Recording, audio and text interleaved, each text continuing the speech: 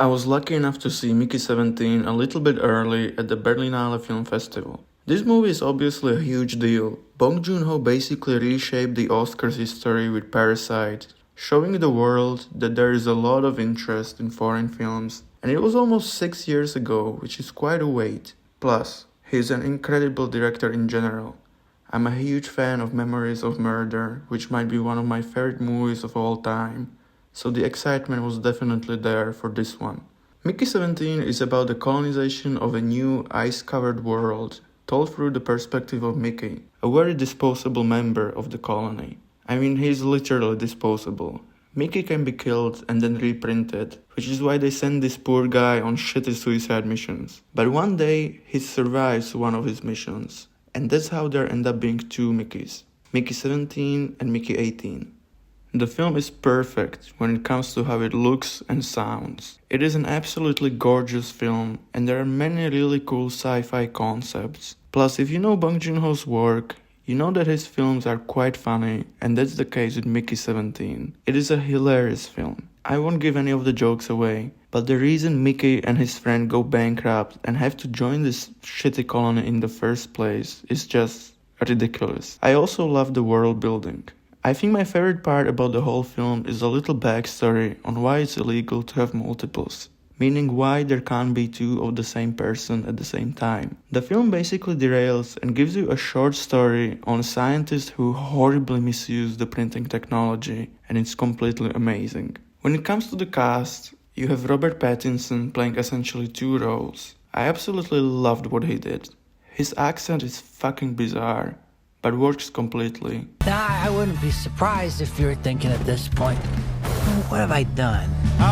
And the difference between these two Mickeys is fascinating, both from the way they are written, but also from details in his performance.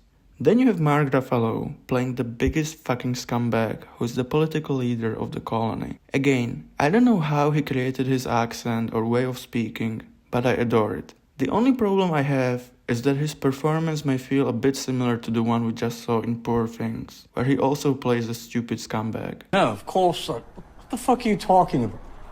Where were you? But again, he's too good to complain. Then you have Toni Collette, also great at playing his wife, a sauce-obsessed lunatic. But the biggest surprise of the film, acting-wise, was Naomi Ackie, whom I have never seen in anything before, but she absolutely killed it. Steven Yeun is also great as usual, but personally I thought he was a bit underused, but that might be also because of my own expectations. There was an article about how this is Bong Joon-ho's lowest rated Rotten Tomatoes film. I mean, it is still a very high rating, but despite the fact I had a ton of fun with Mickey 17, I can understand mixed reviews.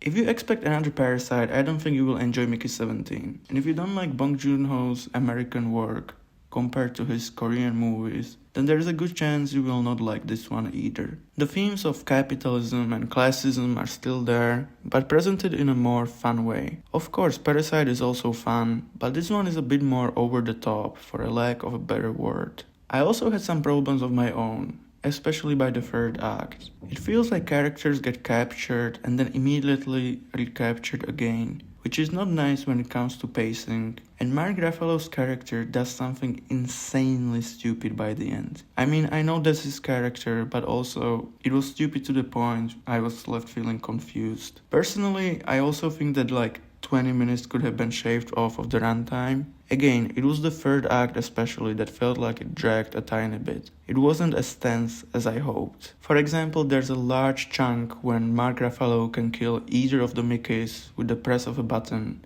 but I didn't feel anything. Those are not massive criticisms though. I still loved Mickey 17 plenty.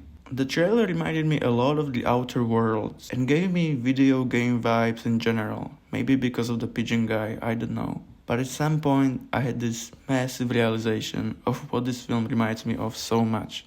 Mickey 17 is a fucked up feature-length episode of Futurama. It is a funny sci-fi story, but the humor doesn't take away from the genre elements, and the adventure is also very compelling. Plus, Mark Ruffalo reminded me of the Nixon head. The only one who's changed is me. I've become bitter, and let's face it, crazy over the years. But most importantly, Robert Pattinson could have easily been replaced by Fry, and the story would have been exactly the same. He also has his own Leela.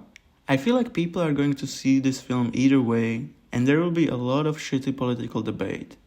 It is a film about colonization and who is and isn't the real alien, and I'm sure there will be many comparisons between Trump and Mark Ruffalo's character, and I can see people calling it woke and stuff, but please don't care about that shit. Just have fun, enjoy it, and go hang out in the park after.